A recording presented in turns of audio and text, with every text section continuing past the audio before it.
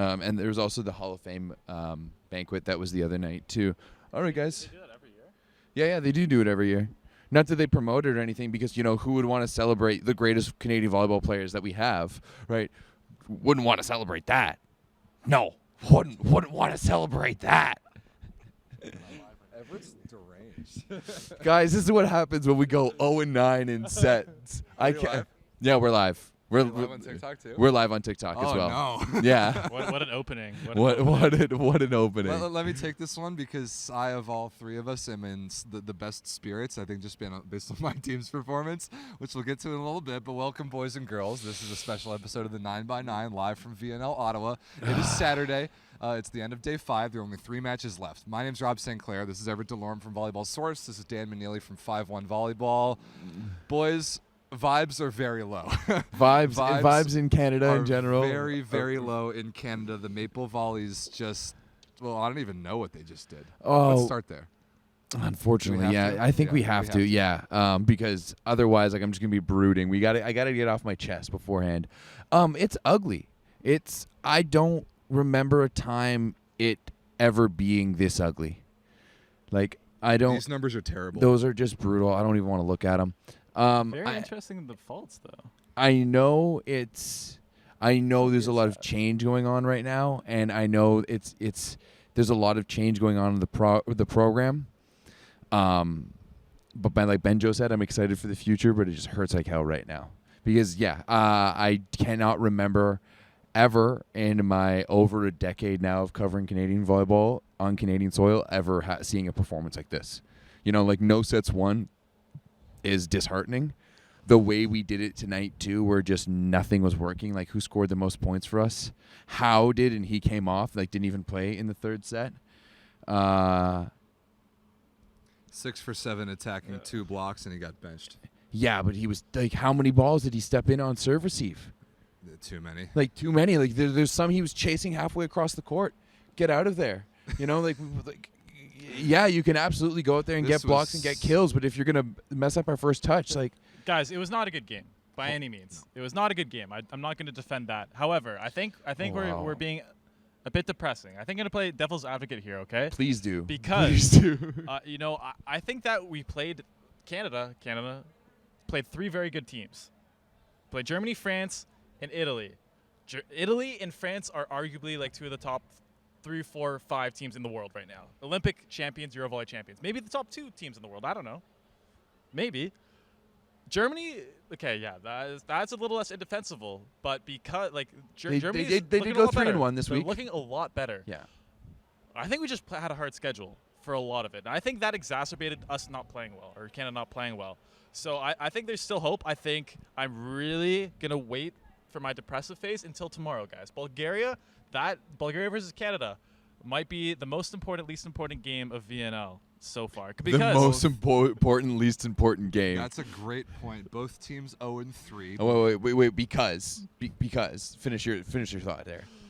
No, there's not that much to finish, because relegation is the exciting race right now. Relegation really is, because there's a lot of bad teams in VNL this year. Yes, there are. As bad as Canada is, Bulgaria sucks. China sucks. Australia also sucks. So bad. Netherlands. And I'm down in the pits with all the fans of all these teams, so we get it. I mean, we get it. One thing, I can't really speak to the teams in playing Brazil, China and the Netherlands and Australia. But I can speak to Bulgaria, and Bulgaria looks a lot better than us right now. Bulgaria pushed to 5 today in a tough match. Bulgaria has. They did. Oh wait, yesterday they lost to Germany in 5. They lost to Poland today in 3. But still, they were better than we were today against Italy. Yes, they were. But we can play France competitive anyway. It's gonna be interesting. It's gonna be interesting. I don't know. I like. Okay, guys. Let's just say let's pick one thing we like about Canada today, this tournament. Boys, the 3 of us are never this way in difficulty to find words. I know, right? And this is what I'm talking about. This is a very bad sign. I had this job. Thank you, Bianca. You're awesome. Bianca's our hero. She was on the show the other night. This is my job tonight. I was on the broadcast for this, Canada versus Italy. My job was to find silver linings about both teams. I couldn't do it.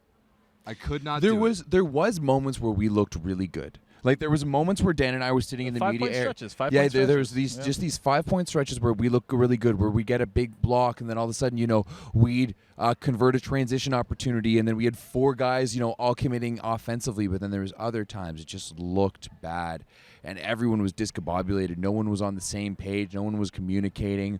There was no one making any plays. Like no one was just standing up and being like, I don't give a shit what happens. I'm making a play right here. There was a lot of times where we'd make a good dig, a good play, keep it alive, and then that transition ball is getting going out of bounds. Everett, you told me earlier you noticed one thing about the short plays. And Italy is a team, maybe one of the best in the world, that's doing the rollies over the block. That's really putting the ball in position. They have all their hitters see the block really well and see the diggers. And like something we talk about, blocks say it a lot, but also going beyond that, looking in the back row. Yeah, but both in service, even in defense, we're just not picking up the short stuff a lot. Yeah. The tips, the rolls, the junk. We're digging in so much on our heels on defense and in serve receive that anything short is just causing us so much of a problem. It looks a bit tactical, but it also looks a little skill based. Like we're just dropping to our knees right away. I hammered that point on the broadcast. Canada's off-speed defense is not good. And I had the benefit of few that I could hear Benjo in the timeouts. We had the microphone in there, and which was very insightful. And I'll get to some of the more macro level things in a second. But one of the things that he was saying is service variation in terms of depth. We talked to him on Monday and extensively. You did a great interview, Everett. But even before that, before we were recording, he talked to us about serving. He says he needs the combination of speed, spin, and space. And when an individual server needs to combine those 3 things, and that needs to result in some service pressure. That is not happening for Canada right now. Any level. At any level. They don't have the guy with the Wilfredo Leon level speed. So they need to use spin, left to right, and space, front to back, to take other teams out of system. They could not do that at all against Italy. At one point, before set number 3, they were 70% positive receptions. And by the way, a team that already, we've said over the last few years, serving has been one of Canada's biggest weaknesses. And right now we're missing our best server, Eric Lepke, our other best server, Graham Figrass, and, Siobhan Vernon-Evans, a guy who's obviously can miss a lot of serves, but also one of the only guys who can actually put the ball above 120 kilometers an hour, right? So you can tell us right now that we're really missing those the glue guys that we've had for so long. We can't just chuck it outside to Gord Perrin anymore, and he's going to go high off the block. We can't rely on Graham Vigas for a block. Blair isn't going to save us with a great dig at some point, and you know what? It's time for some of these other guys to level up. I think it's time for either Nick or Mar. Someone has to step up, and probably both has to step up, not only as a leader but also as an offensive powerhouse. I think they're all great third wings, right? If that makes sense. Ryan Sclater and Stephen Marr, especially. Nick Hogue, can definitely put some balls away. But they're great. They're amazing. They're very skilled guys. They're good passers. But they're not guys who you want to rely on to get 20 points, or throw like 40 sets per match. And I've got some numbers for you guys. Stephen Marr, 6 for 25, attacking with 3 errors. By the end of that match, he was throwing in these hopeless off-speed shots that were just getting eaten alive by Italy, which was brutal. Nick Hogan, 2 sets, 5 for 18, 4 errors. Wow. So brutal. Yeah. And then you miss Eric. So what are we, like 8 for 50 basically? In your 2 best players. Sclater was bad. Matthias Elser does not belong on this roster as a full-time outside hitter. No. You need Eric Lepke. You need Eric Lepke on this team. I'm not super convinced about Slater either, but it was funny on the broadcast. So Jay Blankenau's injured. I want to make that very clear. He's got a semi-significant knee issue right now that the issue is pain tolerance, and oftentimes the next day after he plays, he's basically incapable of playing. Playing 2 days in a row is probably not going to happen for Jay Blankenau, at least right now.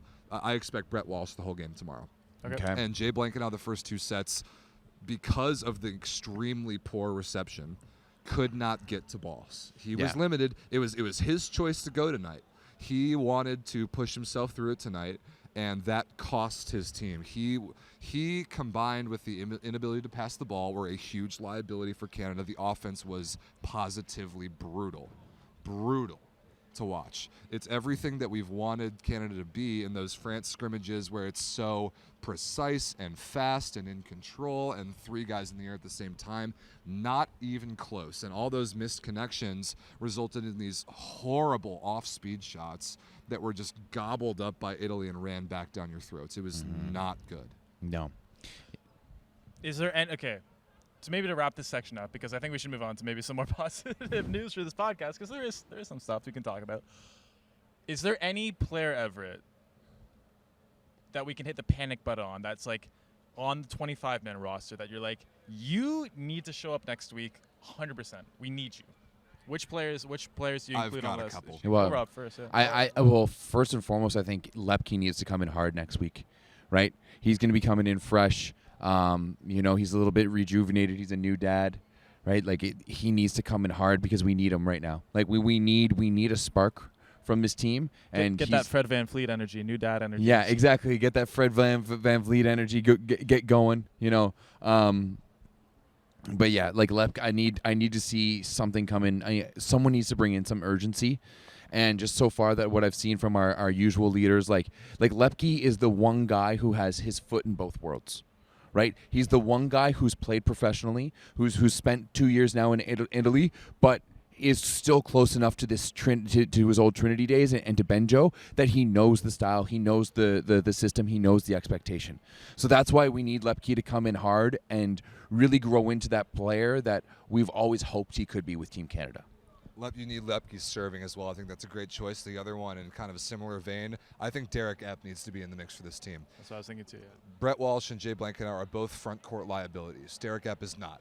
And Derek Epp has been at the engine of a more similar offense way more recently than either of those two guys. If there's one guy that can settle down this group of wacky, goofy players combined from two different eras, it's the guy who's in charge of the offense, who's most familiar with the closest thing.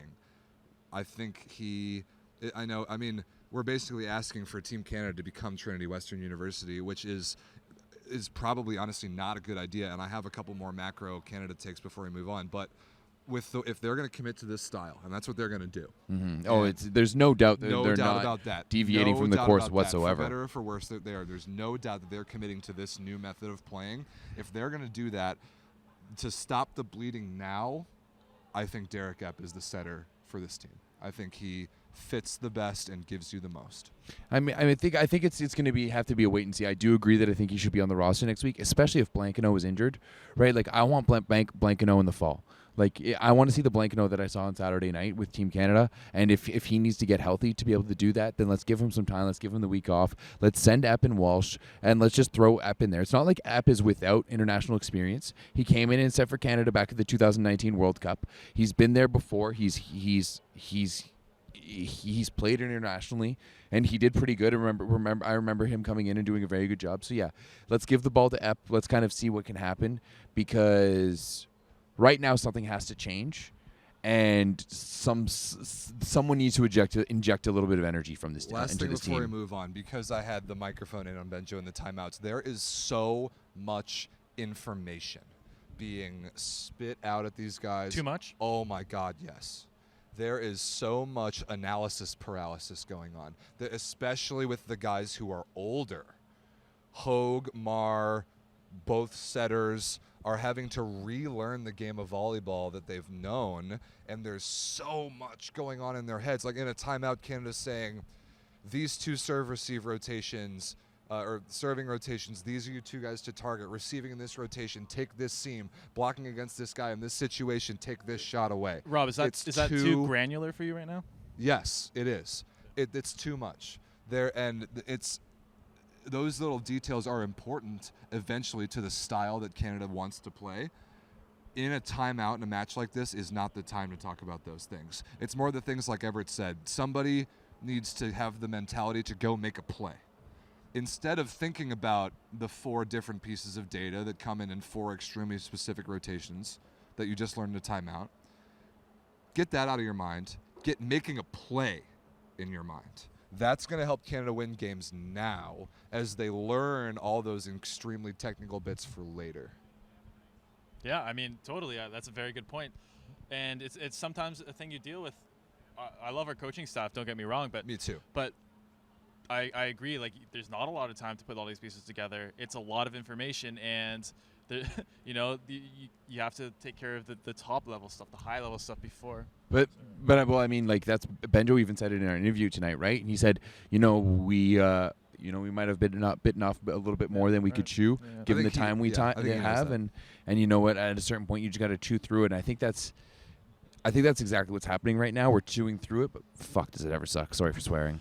All right, guys, let's move on to a more positive thing. I'll tee this one up for Rob here. Yeah, the team that Canada has a chance against tomorrow to resurrect their week is Bulgaria. Bulgaria played today. It was a 3-set loss versus Poland, and we've seen roster management has been a theme in this Volleyball Nations League.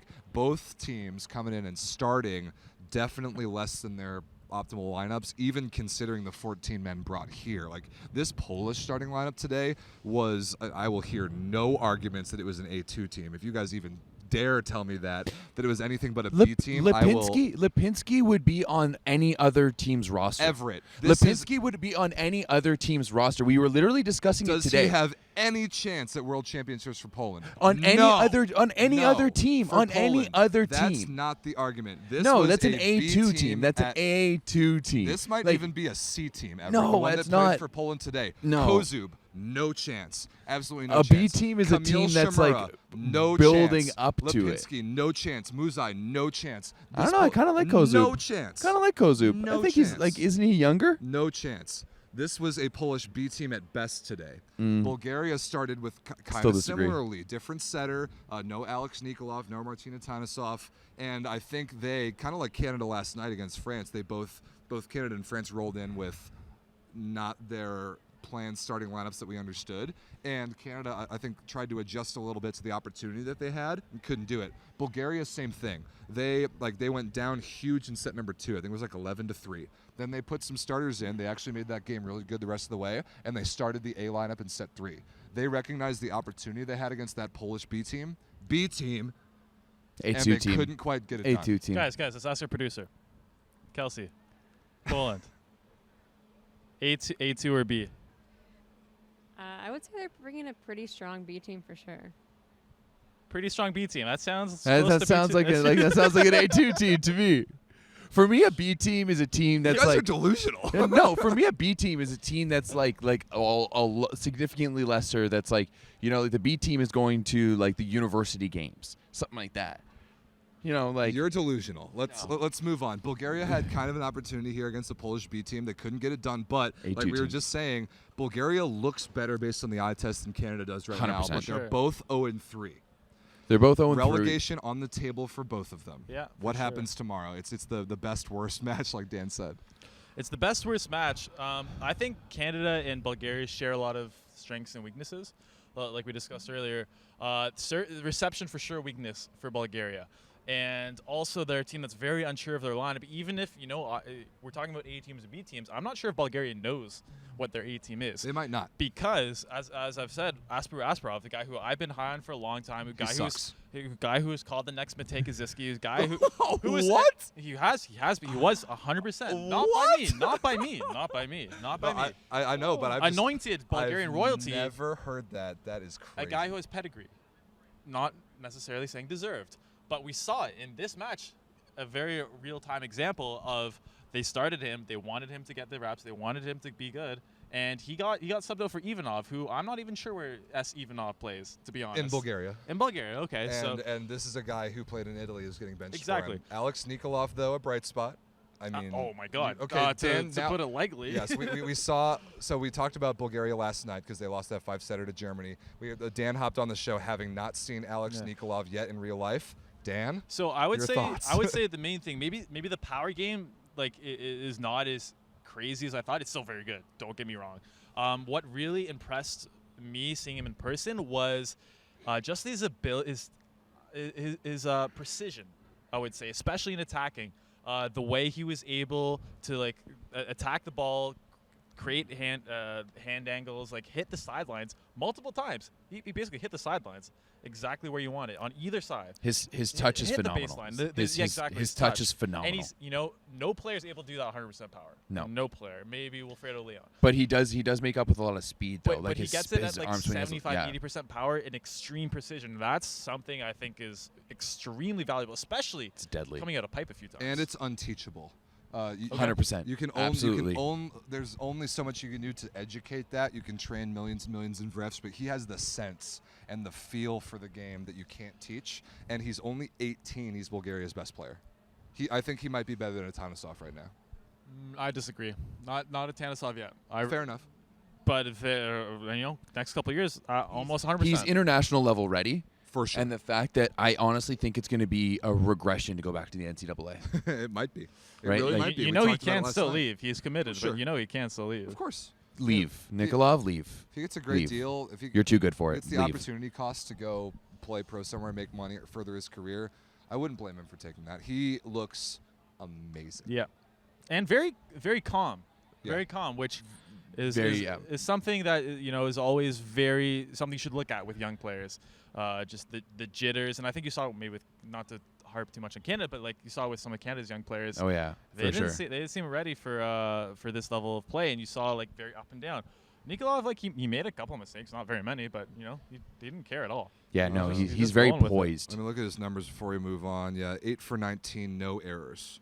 And he came in like midway through set number 2. So he only like a set and a half.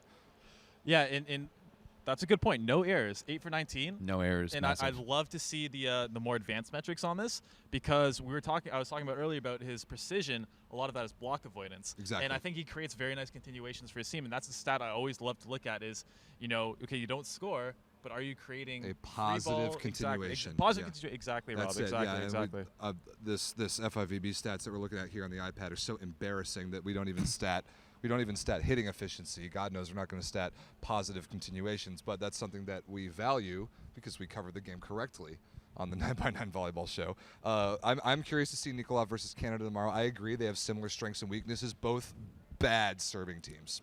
Bad. Which you can't afford to be. No, not at this level. Right in 2022 in men's volleyball. Not at all. And they just can't put on pressure. Neither of them have been able to put on pressure, and which is an opportunity tomorrow for Canada against a team that can't put on pressure to get some legitimate reps and execution ability with their real offense, because Bulgaria is not that good of a serving team. That is the recipe for Canada's win tomorrow, I think. We need to pounce on it. Agreed. We need to pounce on their bad serves. We need to pounce on some of the lollipops that they're going to be throwing in there. And conversely, we need to throw something down their throats. Someone needs to step up with a few good serves, and it needs to be Sclater. Like for me, it needs to be Sclater. Like Sclater needs to someone on the right side of the court needs to contribute. I know we're going back to Canada here. I apologize, but whether it's Brody, whether it's Sclater, someone needs to put some speed on that ball. Yep.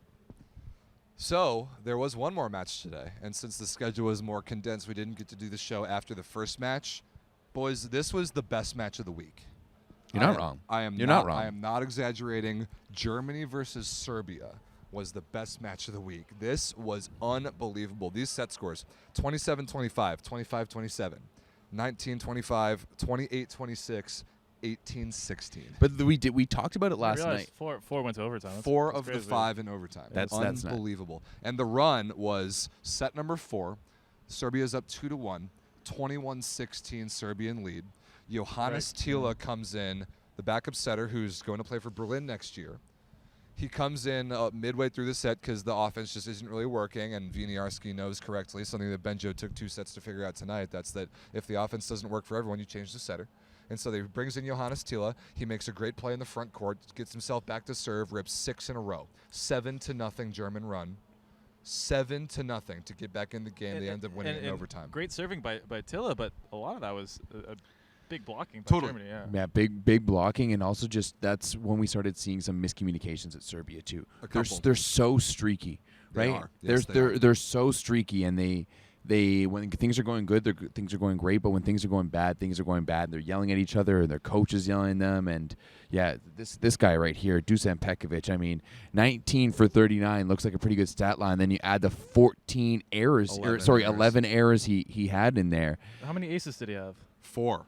4 It's a aces. Good serving. It's a very hot and cold stat line. Extremely hot and cold. Four aces, 5 errors, 16 continues on serving. He had a very good serving run. I think at the third or fourth. The third where he is put it away. the only one that didn't go to overtime. Serbia really put it away. Yeah, It was but on then his he serving. then there were a couple times where he's coming back in the fourth and fifth, and I'm like, okay, Pekovic has a very good opportunity to seal it. Nope. And miss it for serve. He's just a mental midget. Yeah, he really Is is. Pekovic? I think he is.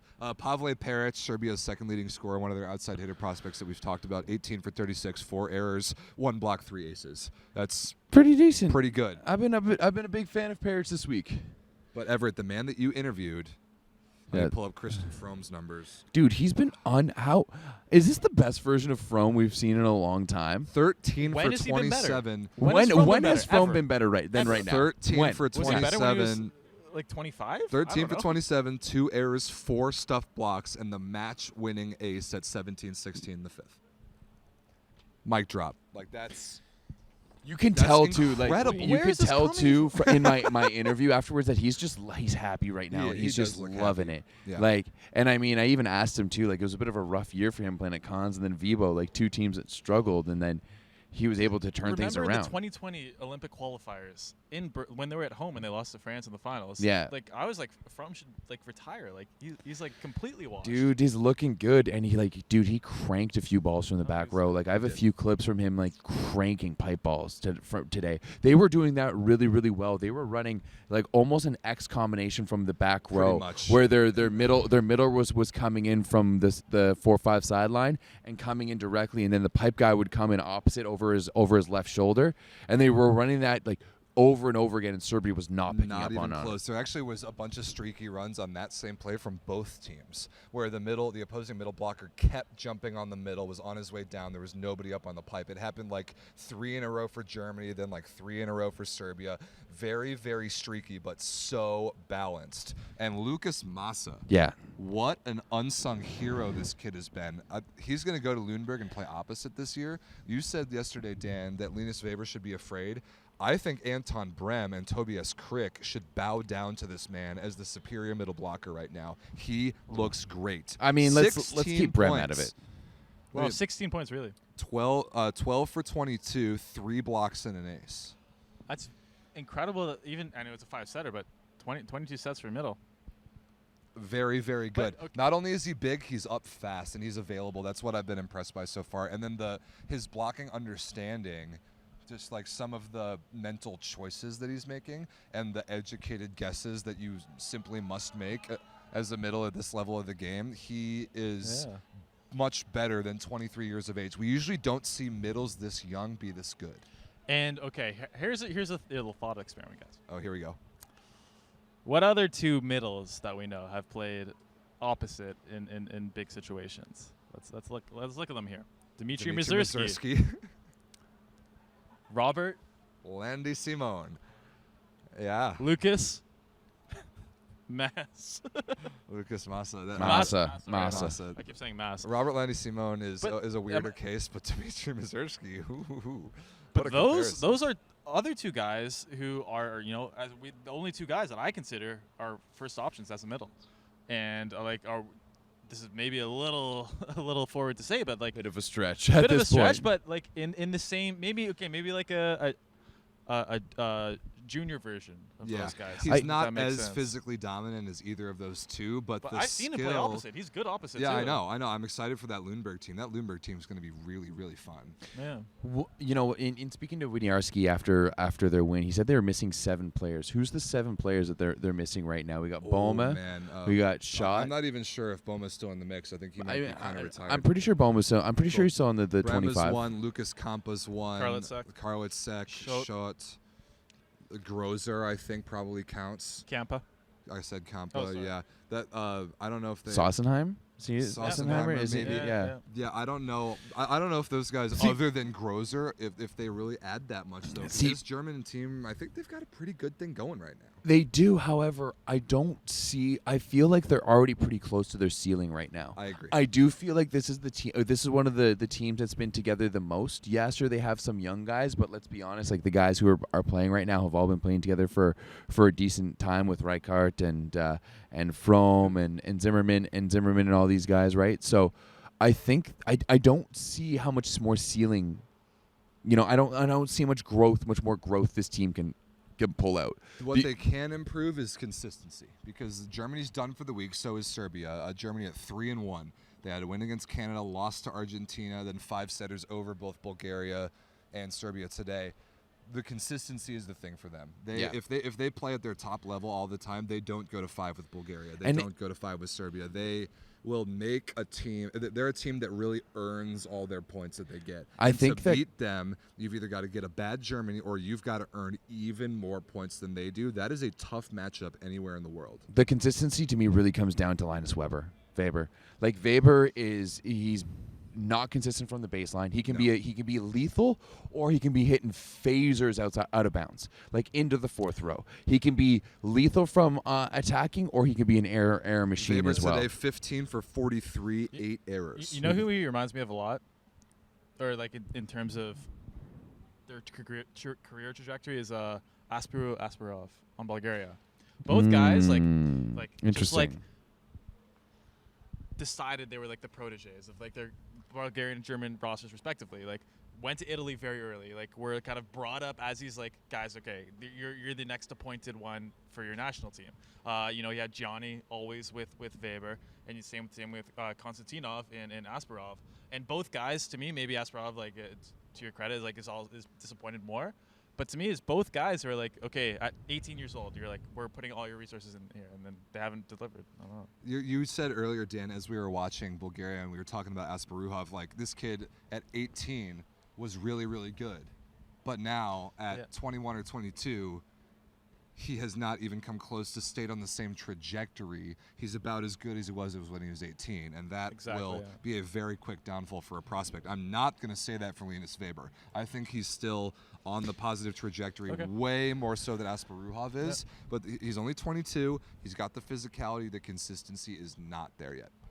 No, I agree. And on the Serbian side, 2-2 this week, but some great volleyball played with a true B team, and they had so many young, new, fresh faces contribute really positively. I know it hurt them to lose this today because they had a match point. I think they had match points in both the 4th and the 5th. Yeah, they did. It hurt them to lose this, but the way that they played with a roster that we didn't expect, especially when they get a better opposite in there, they're going to be really dangerous. And I know this team hasn't made the Olympics since 2012. They missed in both 16 and 20. And probably were the best team to miss it both times. They absolutely were, 100%, because I remember the World League in 2016 that they won because all the teams that were playing the Olympics rested all their guys. Serbia was their only tournament of the year. They went out and destroyed everybody and won the tournament. They were the best team to miss the Olympics both times. In Eurovolley 2019 as well. Yeah, and they won Eurovolley 2019. Like, this is a championship caliber team that just now, before our eyes this week, has retooled, and I think exactly the way that they needed to. So, Rob, if you're Alexander Tanasevic, Sreko Lizanac, Marko Podashinin, Uros Kovacevic, what are you thinking right now in terms of how you want to be involved with the Serbian team going forward? They need to go win a world championship this year, and they need to play in the 2024 Olympics. All of those guys that you just said will still be in the mix through that time. They need to win a world championship. They need to come close. And as a roster manager, who on this Serbian roster right now are you fitting into the 18? That's a great question. I think outside hitters, Kovacevic, Ivovic if he's healthy, Okay. Peric and Kujundžić were the 2 prospects we saw this week. The 5th one is Milan Katic, who we saw come in kind of the veteran ball control character. I think you need to bring Katic to a world championship And just to be your 5th guy. Exactly. And what just you can to do be with him, let me continue. I've got a pretty good picture on this. What You you have can do pictures with, on other what thing- you other can things, do eh? with Katic is either dress him as second libero or dress your 4th middle as second libero if you want, and put Katic in like they did this week. I think they bring 5 outsides. Opposites has got to be Atanasijevic and Luburic. Still, They are both on another level compared to Meljanats and Pekovic, and both of them will be in the mix for World Championships. Setters, Jovovic, and I think Todorovic is the other guy. I don't see another one. Middles, Podraskinen, Lisanats, Kursmanovic, and then one of these two. Is Kuzmanovic still Serbian Yes. citizenship? Yes, absolutely. Okay. Yeah, I thought he might have changed. No, he's on the 25-man Okay, roster. okay. So that right there, and then Pekovic is the one main libero. I mean, they used to have another one that was not that good. I thought Pekovic was really good this week. That roster could maybe win a world championship. I don't see it. Why don't you see What's it? the Everett? weakness? Like, especially on the outsides, like, I don't think Kovacevic and Ivovic stands They've up both to. won MVPs of major international When? tournaments. Recently? Yeah, Ivovic was MVP of World League 2016, and I think 2016. and I that was 6 years and I ago. think 2019 That's I not think recently. 2019 Eurovolley. That's not recently. You are. Kovacevic was 2019 Eurovolley. Kovacevic was, and he was World Club Championship when Trentino So won I'm it going to one be year. in between you guys. Kovacevic is incredible and Yeah. still playing at a very high level. As you saw him, he's very cheap. Ivovic might be washed up. Yeah. Yeah, I just you. Kujundžić and Peric, though, dude, those are World Championship I roster like guys that Kujundžić. can both play. That this Serbian team is going to. But be when good. you're like comparing them to like Italy's top guys with Lavia Micheletto, you're comparing them to Poland's top Whoa. guys with Semeniuk and Slivka. I think we're even to the American top Everett, what guys have of we Aaron learned this Russell week? and Thomas Jaschke. What have we learned this week? Why do we play volleyball on court, not on paper? I think you guys are arguing about the wrong thing though, because what have we argued about Serbia in the past every time? Setter. Nikola Jovovic was awesome this week. Yeah, but I don't trust him for entire World Championship. No, I neither can't do say I. And I then you do have either. Todorovic, and I'm actually interested to hear both of your opinions on Todorovic. 'cause I like barely saw him. Okay. Barely the saw the him. one game that he played. I really liked him. I thought he's okay. Yeah, I barely saw him. I don't have enough data. he's fast, but his hands could use a lot of work. But he's also in that kind of like tier of like prospects that have went to Italy very early. Okay, here's a little non sequitur before It's maybe we 24. move on after this, Yeah, right? we should. 'Cause Because there's one more is team going- we got is to talk go- about here. like, do you guys think players like is going to Italy like guaranteed to make you a better player? Not at No. all, because You have to make it. in order to become a player, you need to play. You need to be on the court, starting in meaningful matches. And going to Italy just to train has gone both ways for Yeah, different guys. yeah. I think that Lube Civitanova has figured this out. They will bring in a very, very young guy and not play him, but 2 years down the road they'll play him. Marlon Yant, look at him. Even like Brendan Sander they brought in, that was kind of a failure of that idea, but they brought him in to kind of train him up for a couple years. He left after the first year, that he never got to see it through. Most club teams in Italy don't do that. Unless the really top ones, unless you can get one of those contracts that a team that can afford to look more than 1 year down the road. The other teams are just trying to make the playoffs that year. The other teams are just trying not to get relegated that year. And they're going to bring in a starting seven that they think can do that for them. If you're not in the starting seven, you probably aren't going to get that much better just because you happen to be in Italy. To be perfectly honest, I think it almost makes you worse. Like, of all the young guys who go to Italy, how many of them come out alive? You know, look at Rock. the like, but that's he's like It's one of 'cause he the few, plays. Yeah, like right? he's He's one of the few. But like Mads Jensen is another one. We talked He about Sander. We talked never had we that. talked about Never. James Shaw. Like Also like never had that. like a lot of young guys come into the Italian league and can't hack it. And I think it's I'm trying tough. to think of bench guys who've spent 5 years on the bench in Italy and then I can't think The of only any. time that's sustainable is if you're Italian. Yeah, That's it. 100%. So like I think I think Rob, going back to your point before, I think the top four teams, the Lubes, the Perugia, Trentino, and Modena, they are picking up, especially like younger Italian guys, and building them up. Like, You see the same thing in women's. 100%, Totally. especially on the women's Totally, side. yeah. But I do think it's better to go start in a place like the Czech Republic or in Germany, maybe even Turkey. F.A. Byram comes up. Like, France is another good place. Go and learn to be the guy. Go and learn to. I like France is the best place for that. I think it is. Yeah, too. 100%. This is- The this is most position- skilled, the most skilled league outside of Italy. I think this is position dependent too. That I Poland. don't agree with at all. No, Poland, for sure. no. But like in terms of skill, like Poland is a very physical league. No, it's not. Like- Most people I've talked, I definitely can disagree. A lot of players say Italy's the physical league and Poland is the skill league. 100%. Interesting. When I've Okay. talked to them, Yeah. yeah, 100%. Okay. I completely agree with Dan on that one. Anyway, we were Which talking. no, we're talking to- about club right now in the middle of Volleyball Nations League. What are we But doing? in Everett's defense, I also thought the same thing before I talked to a lot of players. Okay, fair enough. So a lot of development stuff that kind of wraps things up about Serbia. Just to bring it back, their week is over. Germany's week is over. Serbia 2-2, Germany 3-1. There's still 6 more games tomorrow with teams. Let's look at what they are before we talk about the one team. Italy, Argentina, Poland, France, and Canada, Bulgaria. Thank you, Everett. Poland, France first, then Italy, Argentina, then Canada, Bulgaria. Perfect. So a lot more will be decided there. I think Canada, Bulgaria has a lot of stakes. So does Poland, France. Yeah. Those will be fun. And I think Italy, all Argentina too. All Dude, bangers. those are going to be 2 very skilled teams going at each other. Tomorrow's gonna give be me a some of great that day of Raptors games. water bottle. You know, but boys. Oh, fuck. Um, Let's just Rob, end. I love that you've been very patient. I appreciate that. Thank you. I want to start this segment by admitting that, oh my God, I was dead wrong. I was dead wrong about the United States of America. Which Rob has never said those words before. My country sent a roster to Brazil this week that I did not believe in. Thank you. We just had Thank a you. fan yell at us. I can't believe there's still people here. Anyway, my country sent a roster to Brazil this week that I did not believe in. They went in there, and they walked out 4-0. Biggest surprise of the Nations By League so far. Hands down. I have a question for you guys. Please. And you can't pick the same player here. Who has your opinion on Team USA's roster changed the most after these 4 games? Rob, go first. I have 2. Mine are Josh Twinning and Kyle Ensing, and kind of the package deal of the 2 of them. I have so True, much yeah. more belief in the combination of those 2 guys than I used to. Kyle Ensing didn't even play those tonight. LBSU championships yes, didn't convince Everett. you? Yes, Everett. Here, let me set the stage for this a little bit because your face.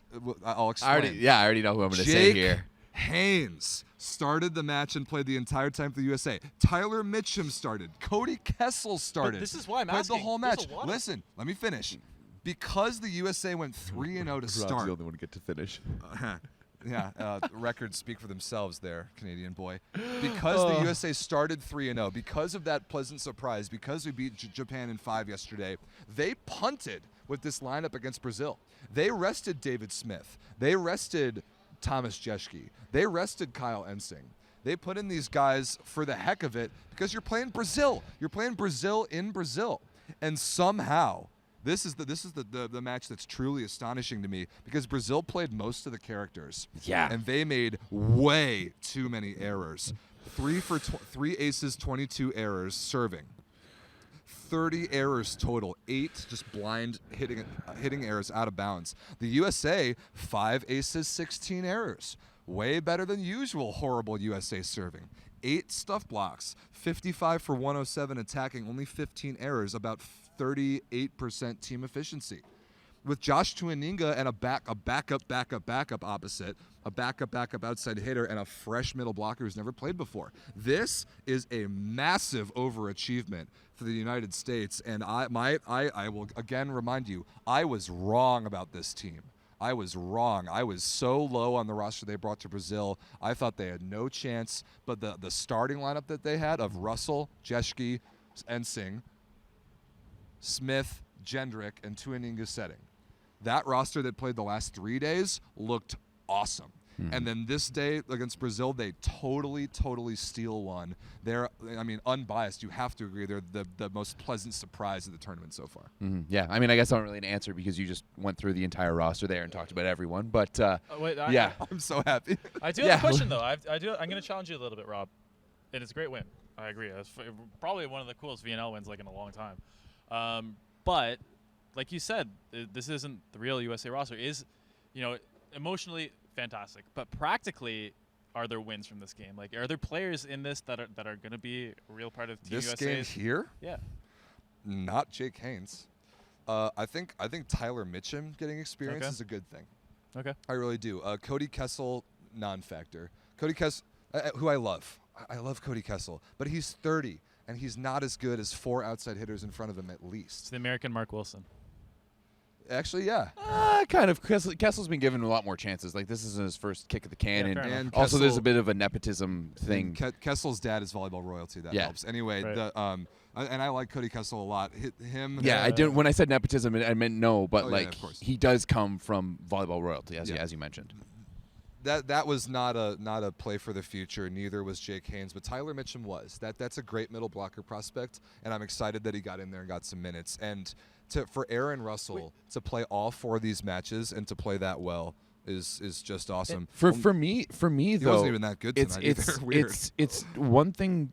It's not a personnel move to me. It's a system move, right? I think it says huge on the system and on the program right now that you can bring in a completely different cast of guys, a lot of whom who are unpracticed, rookies essentially, and they go out there and win it. I think that says a huge thing about the American system right now, that it's working. I'm really curious to see that team's ceiling when you bring back TJ DeFalco, when you bring back Eric Shoji, who are on this VNL roster who I expect to see, and more importantly, when you bring back Micah Christensen. Because now, this team, remember, Matt Anderson and Max Holt are not on the VNL roster. You will not see them in this tournament. But the starting lineup now of Christensen, probably Jendrick and Smith, Shoji, DeFalco and Russell, and maybe Jeschke, and then Ensing at the opposite, who I now don't think is a hole like I used to. That team will make the playoffs for VNL for sure. And when you start 4-0, there's almost no way you can miss it unless you truly choke it away. There could be hardware. There could be hardware at the end of this tournament for the States. It's possible. Do you really think that? No, I was going to say beginning of the week, this guy said you guys were going to go 4-0, and now you guys said you're going to win medals. I have said many times already that I was wrong, and I'll say it again. I was wrong about my own country. I was down on them. The horrible taste of last Olympics was still in my mouth, and honestly kind of still is. We're allowed to be wrong on this podcast. We're allowed to be wrong on this podcast. I was wrong, and I am thrilled about it. Kyle Ensing, though, wow. Do you think the Worsleys and Mike Ma are kind of looking at this and thinking, man, that kind of looks like fun, actually? No. I think they're ripping up different grass tournaments around the States and having a great time. I'm saying it looks like fun to me. Yeah, it does. So United States, a huge pleasant surprise. Elsewhere in Brazil, Slovenia kind of struggled with China today. What's up with that? You watched a little bit. We were up and down doing media here, so I didn't get to watch a lot. But that's something I think we should take a look at stronger, because for sure. I'm kind of tending towards Slovenia is not nearly as good as I thought, and because we know China struggled a lot this tournament. And Slovenia, I put as one of I don't think they're going to win a medal, but I think they're right. I thought them to be a solid playoff team. They were a playoff team last year in the VNL. We've seen them. They made the Final Four. Lost to France in the bronze game. We've seen them go make runs. We saw them make another Euro volley run this year, and now, just not looking good. And I said in my preview podcast, this team is pretty old, other than of obviously Rock. The Rock, yeah. And that's the thing about age; it can just happen all at once, right? You're in your mid-30s, and then you strain your calf minorly one day, and then you're step slower in the middle, and Alan Pena can't close out, and that's it. Honestly, I don't think the middles have been the problem for Slovenia. The Rock's been okay. Tunček Stern extremely shaky, and their second outside hitter, who's Ziga Stern, Tunček Stern's younger brother, is a liability. That's where it's really they're just missing that depth. No Chabul, no Earnout. Yeah, they need one of those guys. Yeah. Slovenia is a fragile team because they have really only 8 guys. They had only 7. Yeah. Last year at Eurovolley, now they've added Rok Mozic, but past that, they do not have the depth at VNL that you need to play 12 matches in 3 weeks. And if they make the playoffs, I still think they have a chance, but that's not going to be as a slam dunk like we kind of thought it was going in. Exactly. I don't know if I'd see them making the playoffs anymore, to be honest. So honestly, I thought a lot of their spirit was broken in 2021 Eurovolley. They had to win that match. Crushed after that match. They had. I think they kind of saw it as the end of an era. Because they know Alan Panic, Tina Arnott, those guys aren't young. Dan Vincic. Yeah. I mean, it's great that they have Rock and they have Yannick Kovacic, who's great libero. Great libero. Pred is a very good setter. But yeah, with a tiny country like that, same thing with Serbia a little bit. There's not a lot of. Serbia somehow has got it. They've got a couple next guys up that we didn't know about until this tournament. And Slovenia, we just haven't seen it yet. I think that's I mean, we know who the next guy up is at Slovenia, right? We just don't know who's around him. Yeah. But is Rock going to be one of those guys who's just is he another Isabel Namir? Hawk, right? Namir, yeah. Boy, does the Netherlands look bad, eh? Oh my God, they look terrible. Yeah, they do. I mean, I can't really. Australia so bad. China bad. This is what we talked about at the beginning. There's a lot of bad teams down in Brazil right now, and there's But that- two. I think there's that's- two bad teams. I think that's playing another tomorrow thing here as to talk about too. About this, like hands down, this pool, this group Way is better. much, Way better. much more well. difficult. Way better. Wait, you've way got better. you've got China, you've got Slovenia, you got the Netherlands, you got Australia. Half of those teams over there suck, right? Like half of those teams over there suck. So you know, and it goes Iran back is a non-factor. They're just Absolutely, And yeah. invisible. one stat I would love, and we can easily put this together in an Excel spreadsheet, but strength of schedule. Because we don't know, not everyone plays everyone. Ooh, yeah, Strength of schedule will be a great, because you can just use ELO rankings. Here's one. Or even world rankings, which I already Yeah. put together Here's for what us. I've got for you. Yeah. Germany this week didn't play Italy, didn't play Poland, didn't play France. That's a good one, Rob. That's a good one. They That's a good played one. Canada, That's a good one Argen- off the dome. Canada, I like that. I like that. Argentina, Bulgaria, and Serbia. Which That's we're- of the teams that are here. That is the easiest possible schedule we could have And gotten. To have missed Italy, France, and Poland, that is the which is luckiest something- schedule which break that you actually a could be. great thing about the VNL before is like every team played everyone, but now we really at the Yeah. schedule is really Yeah. And important. they might play them later on, like because you play 12 matches, you only miss 3 teams, and we'll have to put that together in a schedule. Which 3 teams does each team miss, and who does that advantage and disadvantage? Because like if you don't get to play Australia, and if you don't get to play China, your schedule is harder. Yeah, we don't have to. Canada doesn't get to play China or the Netherlands. Ouch, dude. Yeah. I Oh know. no. That's a tough That's one for I think us. honestly, guys, that might be what relegation comes down Okay, to. but also, do you not think like the Netherlands looking like, oh, you don't get to play Canada? Like, I think the Netherlands is looking at it and being like, that's an opportunity for us to get a win. oh, true, yeah. You Oh know? my God. No, that's what I mean. That's what I mean. That's Yeah. exactly what I'm saying. Yeah. If they don't get to play Canada, Like they I think don't get the a win. Netherlands is saying the exact thing, the same No, I thing that know, we're that's- saying that's saying what I right mean. now about it too. You know, Goodness. it's not like we're great right now. We're fucking 4-0, We're- 4. It's mutual. We're getting a little Or- loopy up or in in here, 3. people. We've got bad vibes for the Canadians. My vibe is medium, being in this building surrounded by North American negativity, but my team down in Brazil is slapping right now. They're gonna have a very fun plane ride home. I'm hopping on the USA bandwagon. No, Yeah, you can't do that. No, Let's that's go, bullshit. Dan. Welcome. No. Tyler Mitchum. Tyler Mitchum.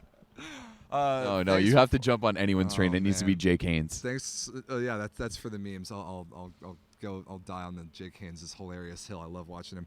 Let's get out of here. Yeah. Volleyball Source on all the platforms: Instagram, TikTok, YouTube. Dan's Instagram is 51VB, and the podcast. My Instagram is rstclair1. You hear me on the Volleyball World broadcasts here. I've got 2 tomorrow. I've got I've got Italy, Argentina, and I've got Poland, France. I Nice. don't have the Canada game tomorrow, so I'll be down here with you boys. Or No, just Everett. just because this guy's gone. Just Everett. He came in just for a quick waiting to cup of see tea. Who's gonna go 0-4? But I think that'll about do it, eh? Yeah, It's great. It's great talking with you guys. yeah. Just remember, not only midgets can get really drunk. Mic drop. We'll see you people tomorrow.